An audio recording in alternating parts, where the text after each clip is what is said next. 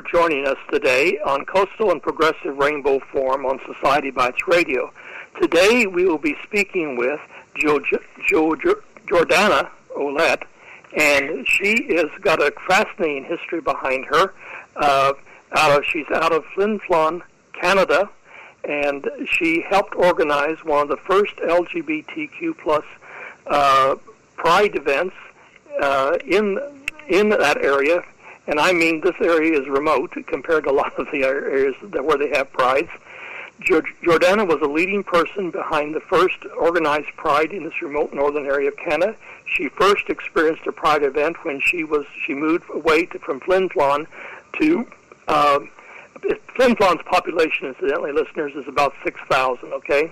At the young age, she moved to Saskatoon in the metro area, about 500,000 population. Still not sure of her sexual identity out when she moved, she built a relationship with a roommate in Saskatoon. She dealt with the trauma of coming out to her family, who at first did not accept her. Moving back to Flin Flon, she gained acceptance from her family and others over time. They still have incidents of hate, which do occur, like they do in much of the world, but the town has accepted it, and now they have a lot of people participate in the pride events. So with that introduction, Jordana, welcome, and it's so good to have you here today. Hey, it's great to be here. Thank you. Okay, we are, of course, we're broadcasting from sunny South Florida, and you're up in northern Canada, and we always worry, and so our listeners don't get confused. You don't live in an igloo or anything like that, do you? Well, I do. No, I'm kidding. I don't. Today, I'll just let you know that today, particularly, it's so Fahrenheit-wise, it feels like it's minus 16 Fahrenheit. So. Wow. Wow. Yeah, wow. And we have a snowfall warning. They say we're going to get 10 to 15 centimeters of snow, which is kind of typical for this area. So. Wow. And so I've assumed that in this time of year up there that a lot of your activities are indoors. You don't have a lot of outdoor activities with that kind of cold temperature. Yeah, you don't really want to be outside. I mean, with COVID, you can't really. You can gather, but I mean, you probably don't want to outside. So. Exactly. So, tell us a little bit about your history and how about yourself personally first, and then we're going to move on to some of your work in forming the Pride event up there. Tell us a little bit about when you left and you went to Saskatoon, and would you go to school down there? You went down there to go to school or something? Is that what happened? I went to Saskatoon just to see what's out there, really, just to kind of figure myself out, and I knew that I wouldn't be able to do that living in Flin Flon at that time. So I went to Saskatoon with a couple friends, and we just went down to kind of check out the city life. Just started realizing there's such a thing as gay bars and pride parades, and yeah, it was all a whole new world to me. As it is a lot of people who come from boat areas. Yeah, definitely. That's the thing. Like growing up here, this was back in the 90s. Growing up here, it was, there weren't any openly gay people, and gay, like, it was really kind of almost taboo. Like you just didn't really talk about it.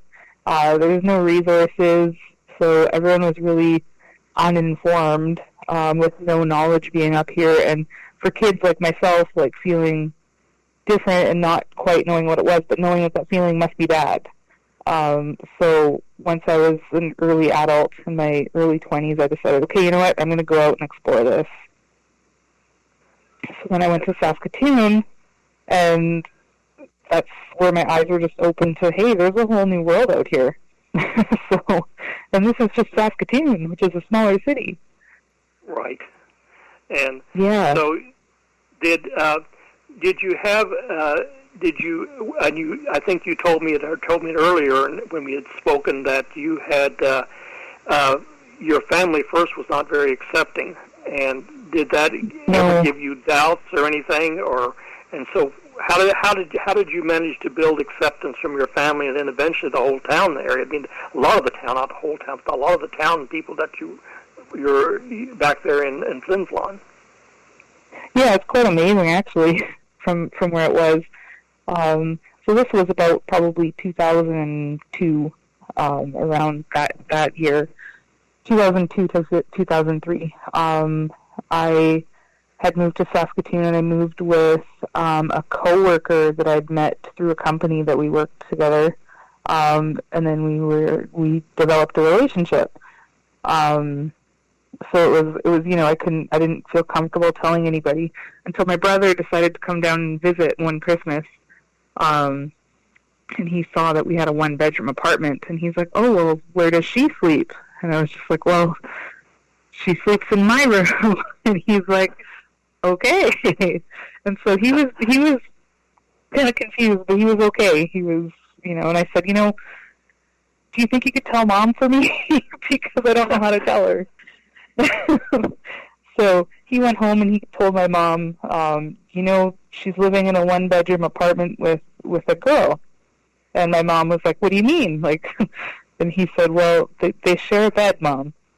And so she wasn't quite ready to hear that news yet. So it kind of made things a bit uncomfortable for a little while. She was raised, her mother is very, very religious, very Catholic. And, like I said, stuff like that, nobody really had knowledge or anything about that up here. So my mom's first instinct was, obviously denial. She didn't want to believe it. And then she went into fear right away. Like, what are people going to do to my child? What did I do as a parent? Is there anything I can do to fix it?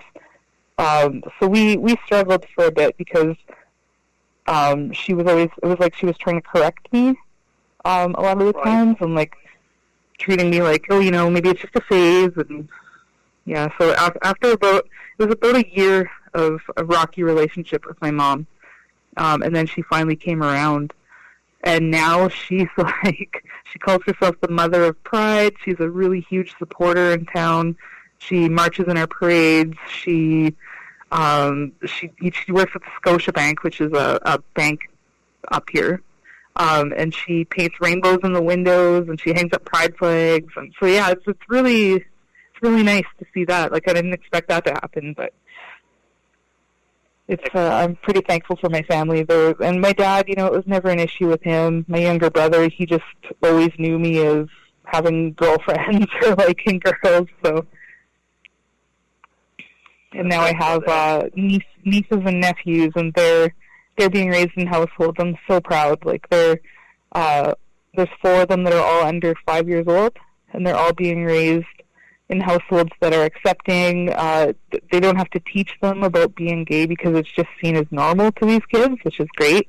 And also my 11-year-old niece, they just know that they see it as normal. You know what I mean? So it's my brothers are doing a great job in raising their children. Excellent. That's such a heartwarming story to hear too, because you find that all over the world. I think, well, not all over the world, but over a lot of the world. Okay, that the younger generations, as long as they're educated, not to fear the LGBTQ plus community. That it's and of course the education that most of us that most people don't have to go through anymore. That it's not a choice. It's just who they are. It's that simple. It's not something that you wake up and say one day that I'm going to be LGBTQ. No, you don't choose that. It's who you are, so that's excellent to hear. I always used to say, why would I choose this way? Why would I choose to be miserable? And now I'm like, if I had to choose, of course I'd choose to be fabulous. So. Exactly. You got it. Yeah, that's right on. That's a good way of putting it there. Share some thoughts with and our listeners, or some ideas about of course. I grew up and incidentally, this has been a number of years, long time ago. I was out of the Midwest United States too, in a very small town, not much bigger than where you're at. And I had to leave too. I left as soon as I went into university, and then discovered several years later who I really was after having dated girls all my life, and I realized, that's not who I am, and that's not really me. But, and kind of similar to following your story there, but we as individuals, each have a story, and I'm hoping that you can share. Do you have any other stories you can share a little bit about other people that you have met in the Flin Flon area that, you don't have to give names or anything, of course, but just, that they've been able to, that the Pride event may have helped them be more comfortable with who they were, or at least if they don't fear LGBTQ people. Do you have any stories you could share along those lines? Yeah, actually I do. I do.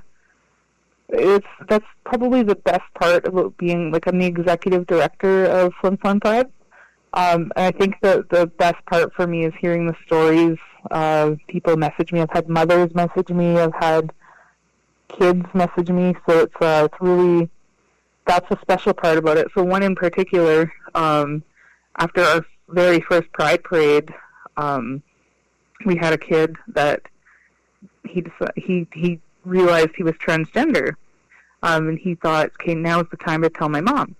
So he told his mom and his grandma, who were very loving and accepting, and he marched in the parade, and he said that's the first time he got to be himself as he, and it was really special for them. And now they're both on the Pride Committee with us as well, because it made such a big difference in their life. So that's probably my favorite story. We also had, and we've also had, this is such a small town, so people being transgender or anything like that was also unheard of, because nobody knew anybody from here that had gone through any of that. And we actually had 3 people on our committee who were transgender, so it really opened people's eyes a lot, and a lot of, it's just, we have a trans march here now, and more people have come out, and it's just, I feel like it's so much more accepted now. I have a good connection with our primary health center, so with the counselors there, and when they are dealing with people that they need some help, they send them my way for resources. So I feel like I'm really helping parents and kids of the community just accept who they are and be who they are. That's our main message. Just be who you are and be proud. Excellent. Do the schools there, do they have, I'm assuming do you have the school, they have a public school there, I'm assuming, and do they, how do they, is there any pushback there in not being LGBTQ accepting, or how has that worked there? Can you share? No, not at all. Yeah, we actually work directly with the Flin Flon School Division as of last year, so as of 2019. We live, so in Flin Flon there are 5 schools, because there's a high school and then some elementary schools. And then we are in a border town with Saskatchewan, so the town closest to us, it's about a 2-minute drive. It's called Creighton, Saskatchewan. So they have a community school there. So we actually, last year, we got involved with both school divisions and introduced a Pride Week to schools. And we actually raised flags at all of schools in the surrounding areas. So that was a huge accomplishment for us, because we just wanted to, you spend most of your time. Yeah, you spend most of your time in school growing up. So that was a big goal. Big goal of the committee, to get involved in the schools, just because, I remember what things were like back when I was in school in the late 90s when I was graduating. So I was like, I don't want anybody to go through that. I want to make the world kind of a better place for